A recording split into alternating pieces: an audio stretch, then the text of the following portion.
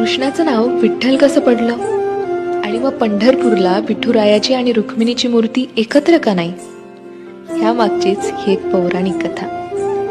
कृष्ण निजला निवांत, आठवली त्याला राधा, राधेला केले जादूने जिवंत, जणू काय झाली त्याला प्रेमबाधा. समोरून आली रुक्मिणी, कृष्णासंग राधास पाहिली, डोळे झाले लाल लाल, म्हणे मी कृष्णा सोडून चालली. कुठे गेली रुक्मिणी कुणास बाई ठाऊक, कृष्ण भटकतोय तिला शोधत, होऊन व्याकुळ भाऊक. पोहोचला बाई कृष्ण शोधत तिरी चंद्रभागेच्या, अन रुक्मिणी दिसली दिंडी रवनात पंढरीच्या. कृष्ण म्हणवितो रुक्मिणीस, पण ती रुसलेली फार, म्हणतो कसा, अगं रुक्मिणी कसा करू मी तुझ्या विना वैकुंठाचा संसार.